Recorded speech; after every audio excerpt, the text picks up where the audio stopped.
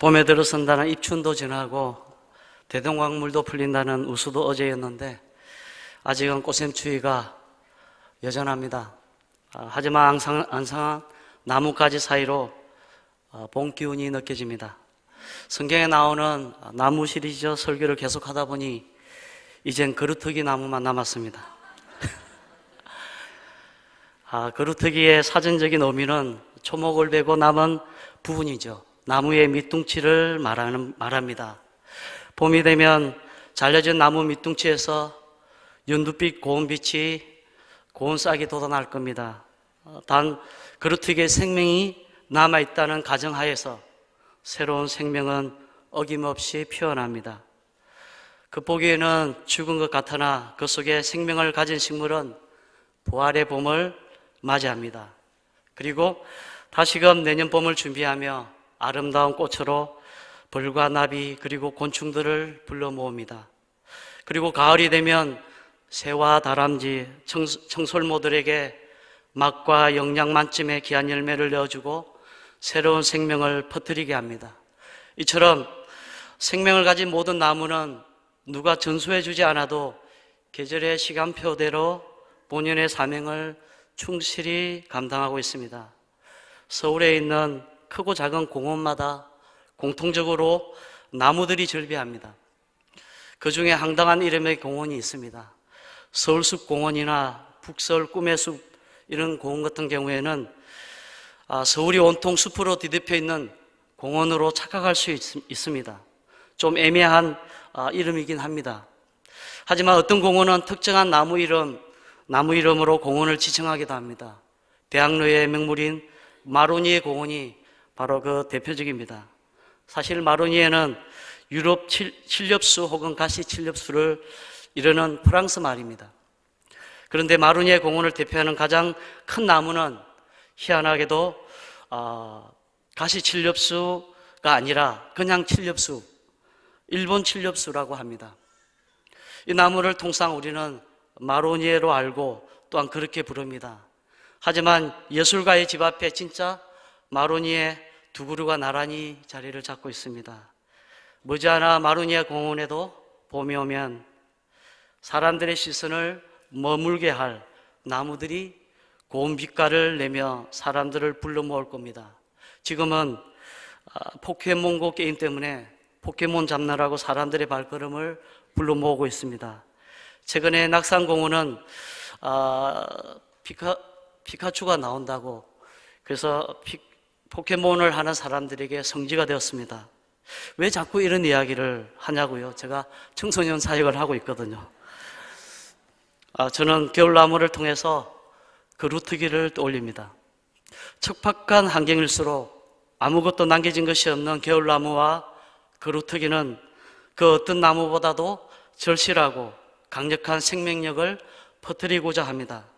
소나무도 자신의 생명이 되어가는 그 순간 그 어느 때보다도 솔방울을 많이 맺습니다. 절망의 끝에서 희망을 붙잡기 때문입니다. 본문 13절에 밤나무 상수리 나무가 배임을 당하는 그 절망의 끝에서 그 그루터기는 남아있는 희망을 붙잡는 말씀입니다. 흔히 그루터기를 빗대어 성경에서는 하나님의 심판과 징계를 받았으나 영영이 멸망하지 않고 다시 회복할 가능성이 있는 남은 자, 이것을 렘넌트라고 그렇게 하죠. 이걸 상징할 때 사용하고 있습니다. 특히 이사야 말씀에는 이런 렘넌트, 남은 자 사상이 많이 나옵니다. 오늘 본문도 그 중에 하나입니다. 이사야가 활동하던 당시는 포로 시대 이전에 아수르의 침략과 함께 북이스라엘 왕국이 멸망해 가고 남유다 왕국 내에서는 정치와 종교가 결탁하여서 풍전등화와 같은 그런 위기에 있었던 상황입니다. 이런 위기 상황 속에서 이사야 선지자는 회개하지 않으면 밤나무 상수리 나무를 잘라서 그루터기만 남게 될 것이라고 예언하고 있습니다. 이런 심각한 상황에서도 백성들은 대수롭지 않게 생각합니다. 마치 신발 속에 작은 돌멩이처럼 다소 불편하지만 그냥 한쪽 귀로 듣고 한쪽 귀로 흘러버리며 지나가 버립니다. 누군가 용기 있게 나서서 해결을 촉구하는 사람도 없었고 대부분이 간망하는 자세로 지켜보며 그 영적인 암흑기를 맞이했던 거죠. 이사야는 이 시대를 이사야 59장 1절과 2절 말씀에 이렇게 표현하고 있습니다.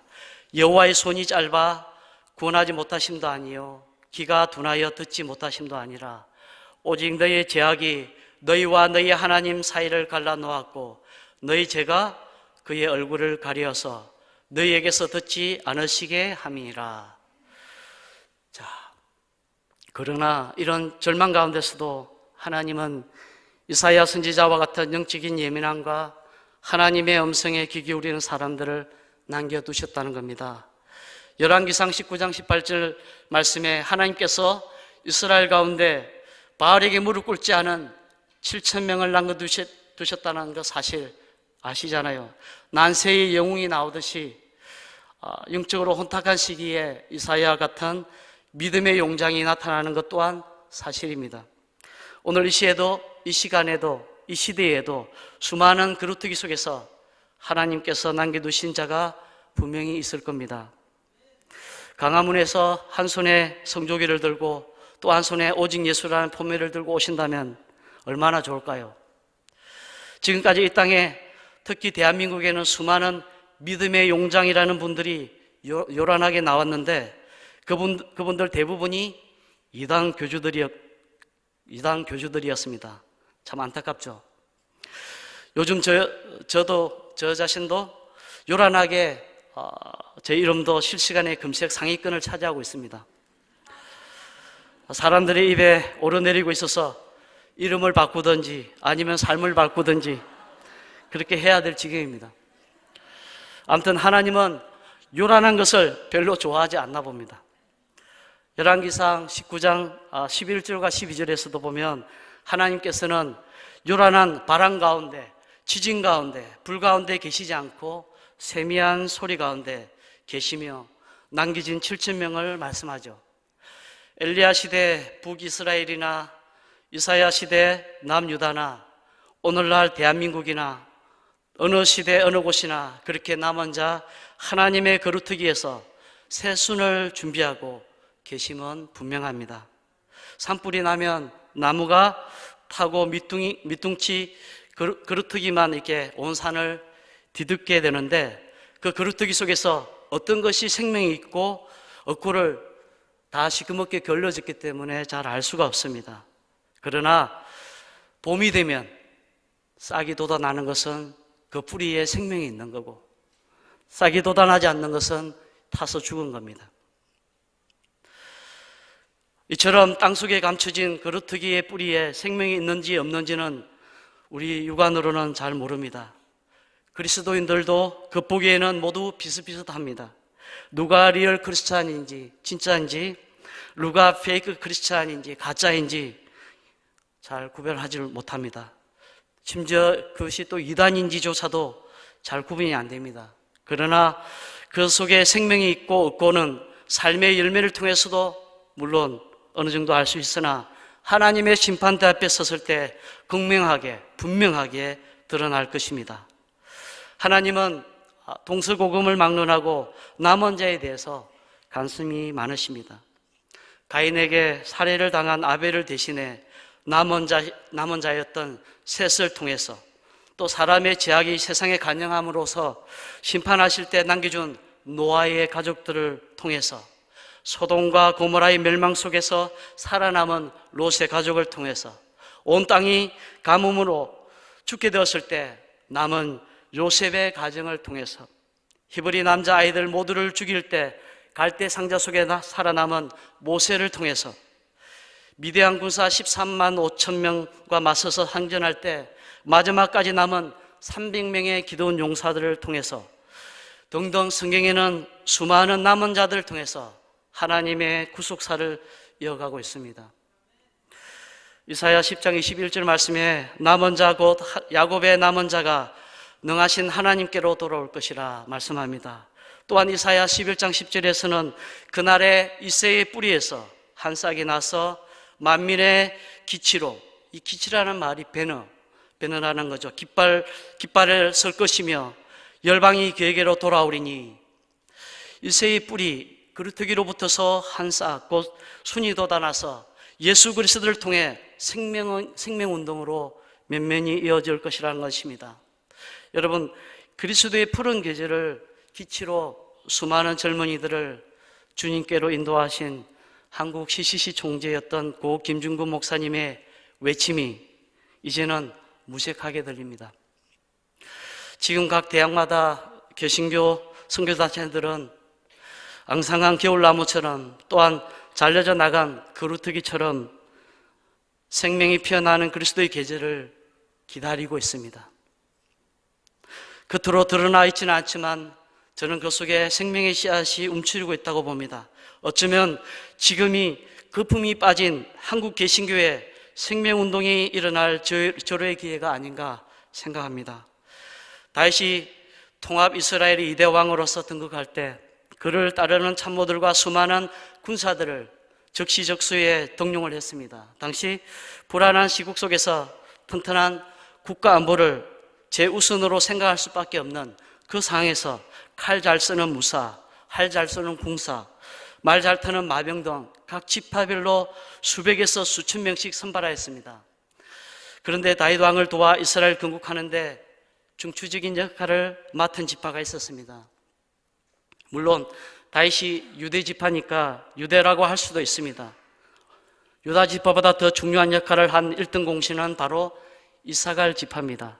그들은 당시 수십망에 달하는 다윗의 군사들 가운데 불과 200명밖에 되지 않았습니다. 그야말로 소수정예로 참여했습니다. 그런데 이 200명이 일당백 모두 우두머리였습니다. 역대상 12장 32절에 이런 말씀이 있습니다. 이스갈 자손 중에 시세를 알고 이스라엘이 마땅히 행할 것을 아는 우두머리가 200명이니 그들은 그 모든 행제를 통솔하는 자이며, 그렇습니다. 어떻게 소수 인원으로 그런 일을 할 수 있었을까요? 그것은 바로 앞에 시세, 타임이라고 그러죠. 시기를 알고 백성들이 마땅히 행할 것을 알며 그들을 통솔할 줄 알았기 때문에 우두머리로 설 수 있었던 겁니다. 이러한 통찰력과 분별력 그리고 선한 영향력 때문에 1등백의 사람들이 될 수 있었던 겁니다.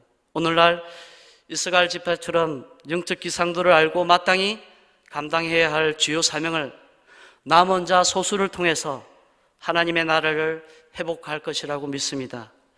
마치 AI에 관련된 철새 몇 마리로 인해서 수백 수천 마리의 닭과 오리들이 죽어나가는 그 바이러스처럼 하나님의 나라 생명운동은 예수 그리스도의 보혈의 피로 이 땅에 생명을 잃어가는 수백 수천의 사람들에게 수혈이 되어서 인적되어서 생명을 살리게 될 것입니다. 그루터기만 남기고 잘려나간 나무 십자가에서 감춰진 생명의 씨앗 거룩한 보혈의 피가 주입될 때 생명은 살아나기 마련입니다. 북이스라엘과 남유다 백성들은 사실 어긋난 돼지 발톱 모양으로, 여러분 돼지 발톱 보신 적 있어요? 돼지 발톱이 어긋나 있죠. 제각각으로 이게 삐져나와 있습니다. 이럴 때는 저 역시 돼지 발톱 모양, 또 청개구리 작전을 잘 사용합니다. 저도 청개구리 작전을 통해서 솔솔 재미를 보게 되는데요. 이번에 청소년부 겨울 수련회 아이들에게 이제 강구할 때 그렇게 이야기했습니다. 마음이 내키지 않는 사람은 억지로 올 필요 없다. 가급적으로 오지 않는 것이 다른 학생에게 방해가 되지 않고 수련회를 돕는 거다. 오지 마라. 그랬더니 진짜 중1학년들이 절반 넘게 빠졌습니다. 제가 결과적으로 하나님께서 인도하시고 참 좋았는데 실수를 했구나 생각이 들었습니다. 어린이부에서 청소년부로 이렇게 막 올라온 중1학년들은 아직 청소년부 수련회를 경험해보지는 못했습니다. 그 시간이 얼마나 영적으로 유익하고 또 자신에게 은혜의 시간인지를 알지 못하는 아이들에게 그냥 오지 말라고요. 그랬더니 1학년들이 대부분이 다 빠졌습니다. 집에 가서 목사님이 수련회 오지 않아도 된다고, 기분 좋게 이야기를 하고 안 왔습니다. 그들은 청소년부 수련회가 그들에게 얼마나 유익한지를 경험해 보지 못했기 때문에 그렇게 된 거죠. 사실 저의 네거티브 전략은 중1학년 중딩들에게 오히려 제가 당한 꼴이 되었습니다. 이 백성을 손가락으로 귀를 막고 눈가리개로 눈을 가린 바보 천치라고 오늘 본문에서도 비슷한 뉘앙스로 이야기를 하고 있습니다. 오히려 다 이렇게 그냥 갈아엎어 버리겠다는 거죠. 그 말씀 속에는 정말 이 백성들이 간절히 회개하고 돌아오기를 원하는 하나님의 간절한 마음, 그 마음이 안타깝게 그 속에 있는 거죠. 제가 사실 학생들을 오지 말라고 한 이유가 있습니다.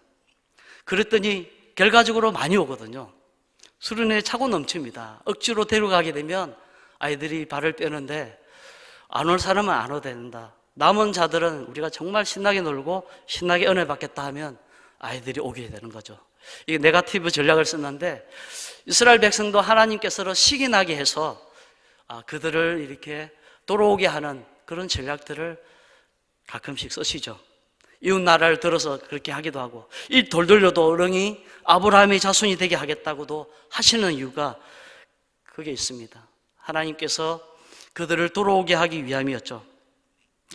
여러분, 오늘 말씀에서 보면 역설적으로 하나님께서 말씀합니다. 설령 10분의 1 정도가 남는다 해도 그들에게 다시금 차마가 덮여서 이 나라는 나무들이 다 잘려나간 소나무 숲, 상수리 숲같이 그루터기만 남은 거대한 황폐화된 밭으로 만들어버리겠다는 거죠.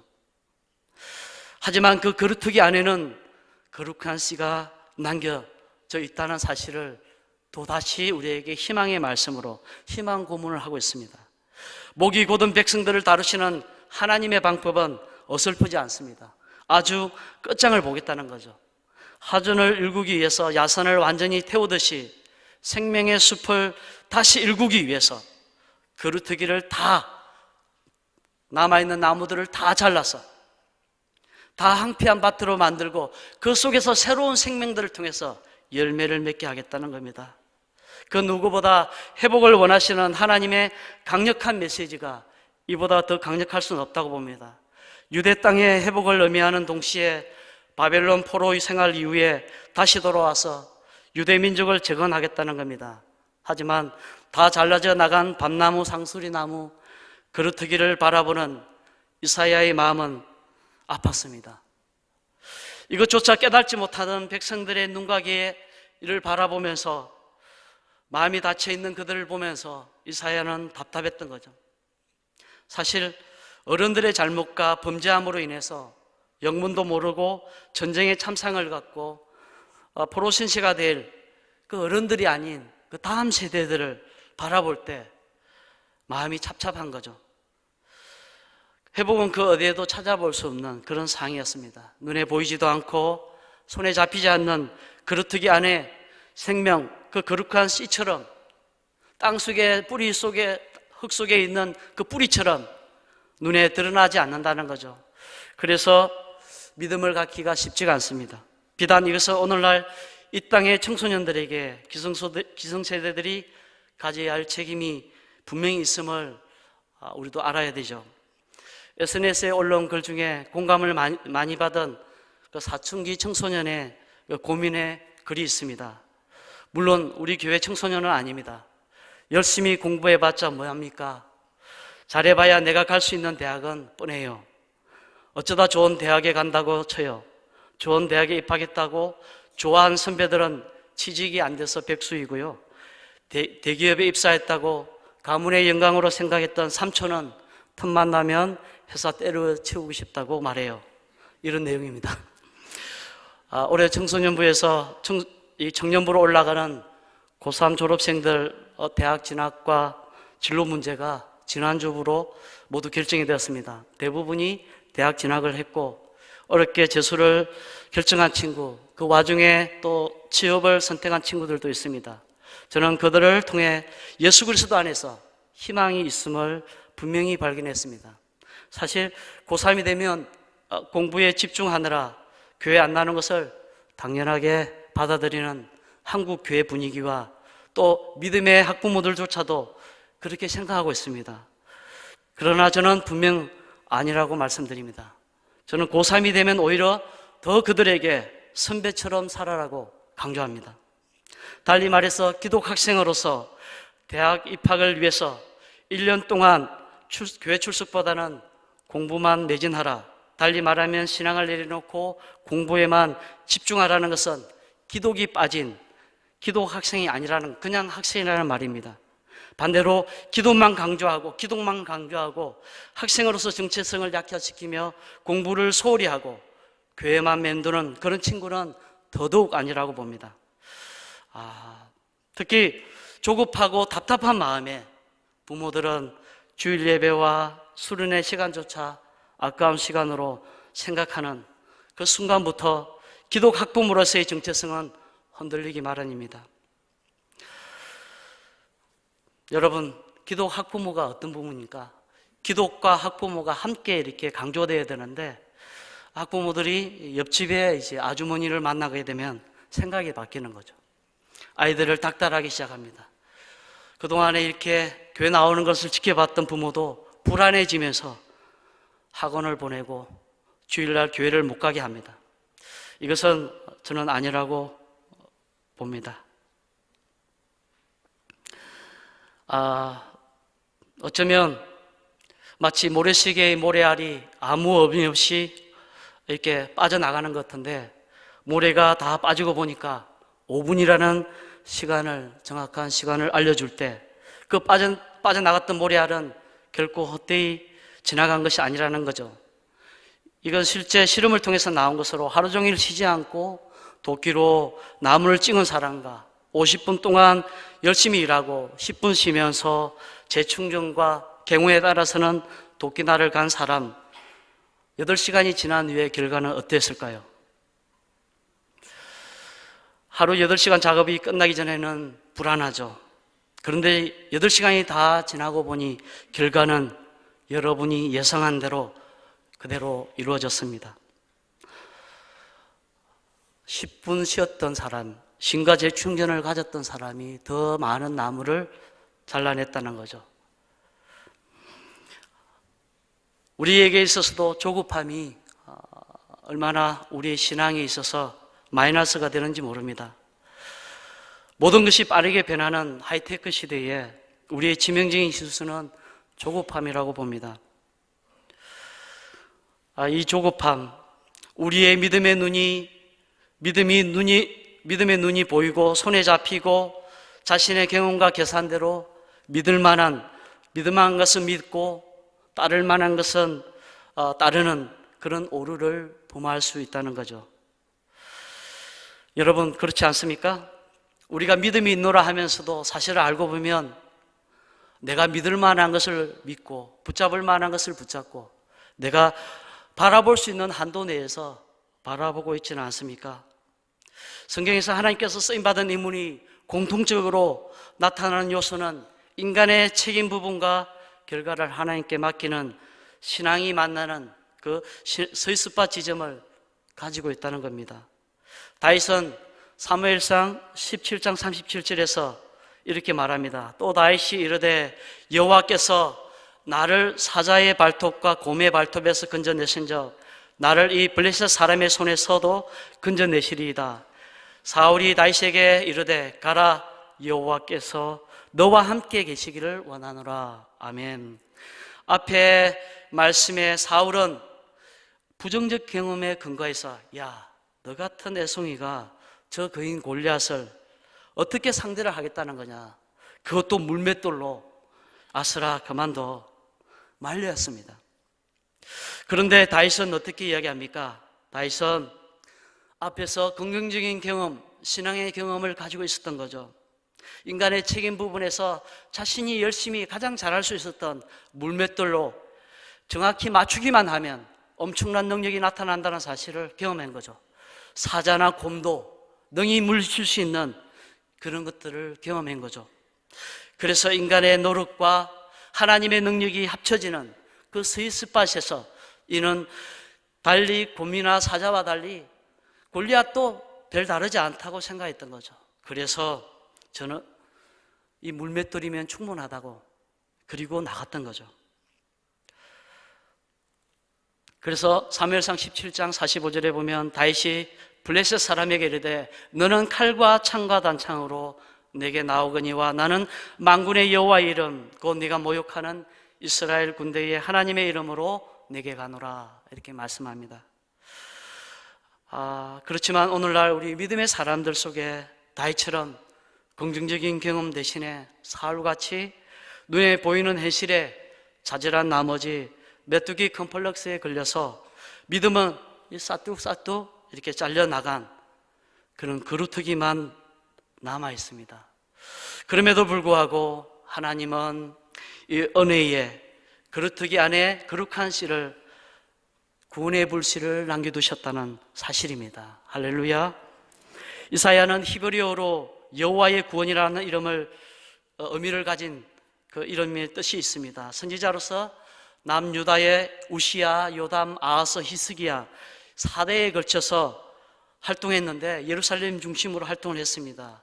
본문의 배경이 되는 시기는 아수르가 가나안 지역을 위협하여서 아람과 북이스라엘 차례로 그루터기만 남기고 사뚝사뚝 잘려나가며 유대마저 위협하던 시기였습니다.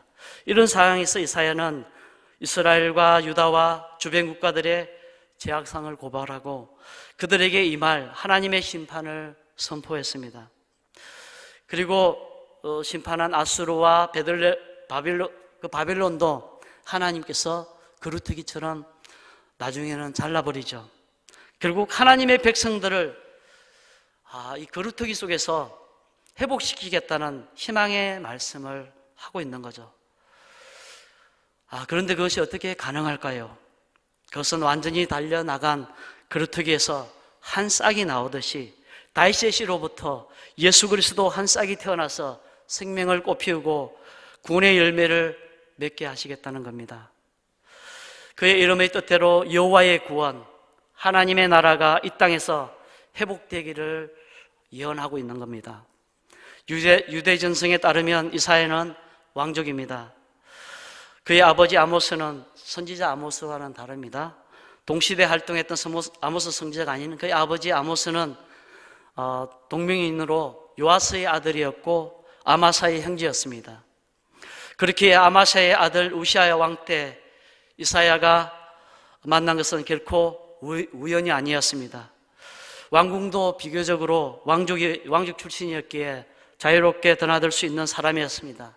달리 말하면 이사야는 남유다에 영향력을 끼칠 수 있는 유력한 존재였음에도 불구하고 생명의 위협을 느끼며 우상숭배와 불순종으로 얼룩진 실세 정권들을 향해서 쓴소리를 하는 하나님의 선지자로 활동을 했습니다. 여러분, 지난주 피살된 김정남을 흔히 백두혈통이라고 이렇게 합니다. 백두혈통은 북조선 인민공화국 김일성 왕조의 정통성을 유지하기 위해서 만든 것으로 민족의 성산인 백두산의 전기를 받아 항일운동을 했던 김일성의 혈통을 승승시하기 위해서 우상화해서 나온 것이 백두혈통이죠. 백두혈통 3대 세습으로 김정은이 정권을 잡으면서 김정남의 입지는 점점 좁아지게 되고 마카오나 동남아를 이렇게 정정긍긍하면서 김정은의 세습 반대를 해왔던 거죠. 그래서 김정은으로 볼 때는 정적을 제거해야만 되는 걸림돌이 어떻게 해야 그를 6년차 제거했던 거죠. 모르긴 몰라도 왕족 출신인 이사야 선지자의 예언은 유다 왕과 권력자들에게 적지 않은 부담을 줬을 겁니다. 왜냐하면 왕족 출신임에서도 성령계층이 아닌 낮은 자의 편에서 하나님의 말씀을 대언했기 때문입니다. 이사야 선지자의 죽음에 대해서는 분명한 기록이 아직까지 발견되고 있지는 않습니다. 다만 그가 남유다의 히스기야 왕에 대해서 기록하고 있는 것으로 보아서 아수르의 사네리 왕의 아들 에셀 핫돈이 즉위했던 주전 680년까지는 생존한 것으로 추정해 볼 수가 있습니다. 주 2세기경에 순교자 유스티누스는 선지자 이사야가 톱으로 온몸이 잘려서 순교했다는 기록을 남기고 있습니다. 히스기야 11장 37절 말씀해 보면 돌로 치는 것과 톱으로 캐는 것과 시험과 칼로 죽임을 당하는 이 말씀이 나옵니다. 이 내용이 이사야 선지자의 죽음에 대해서 톱으로 캐는 것, 간접적으로 이사야를 나타내고 있다고 학자들은 대부분 이 말씀을 인용하고 있습니다. 그렇습니다. 어쩌면 이사야의 모습에서 우리는 그루터기를 떠올립니다. 스스로 톱날에 잘림을 당하고 그루터기에서 수많은 생명을 이어가며 여호와의 구원을 이루실 예수 그리스도의 삶의 모습을 이사야를 통해서 엿보게 합니다. 이사야 7장 14절에 보면 그러므로 주께서 친히 징조를 너에게 주실 것이라 보라 처녀가 잉태하여 아들을 낳을 것이요 그의 이름을 임마누엘이라 하리라. 예수님의 탄생을 예언한 이 말씀이 성령으로 잉태된 동정녀 마리아의 남편 요셉에게 그대로 임하였습니다. 그래서 마태복음 1장 23절에 보라 처녀가 잉태하여 아들을 낳을 것이요 그의 이름은 임마누엘이라 하리라. 아멘. 이를 번역하면 하나님이 우리와 함께 계시다는 임마누엘이라 하리라 말씀하셨죠. 전체 이사야 66장 이 말씀을 성경의 축소판이라고 이야기합니다. 성경이 신구약 66권이죠. 상구 27, 39권, 27권, 66권이 되는 그래서 예수 그리스도의 태어나심, 그리고 고난과 대속의 죽음, 그리고 부활 예언이 이사야에 다 포함되어 있습니다. 실제로 이사야의 메시지를 보면 메시아 예언과 성경 전체에서 핵심을 이루는 천국에 대한 생명운동이 잘 드러납니다. 여러분, 사과나무의 비전은 단순히 사과 열매가 아닌 세상을 듣고도 남을 사과나무이고, 이 사과나무는 작은 사과 열매 속에, 더 작은 씨앗 속에 이 세상을 듣고도 남을 수많은 생명을 품고 있다는 사실입니다. 거룩한 씨, 그루터기 속에 있는 이 거룩한 씨는 세상을 듣고도 남을 생명이 그 속에 있습니다. 생명의 그릇인 하나님께서 온 우주를 듣고도 남을 생명력을 그루터기 안에서 거룩한 씨로 하나로 담아 놓았습니다. 그 거룩한 씨가 바로 생명의 근원이고 만왕의 왕이신 예수 그리스도입니다. 거룩한 씨 생명의 역사가 그루터기 같은 우리를 통해서 열매 맺기를 축원합니다. 기도하겠습니다. 살아계신 하나님, 이 땅 가운데 하나님의 구원의 역사가 나타나게 하여 주시옵소서. 아버지, 난세의 영웅이 나타나듯이 이 어려운 시대에 하나님 믿는 자들을 보겠냐고 했을 때 우리 가운데 하나님께서 남겨두신 그루터기에서 남겨주신 그 생명들이 꽃피게 하여 주시고 열매 맺게 하여 주시옵소서. 우리 동순교회가 더 생명을 풍성히 만들어내며 지역사회와 이 나라와 민족 가운데 하나님의 나라를 확장하는데 동순교회가 쓰임받게 하여 주시옵소서.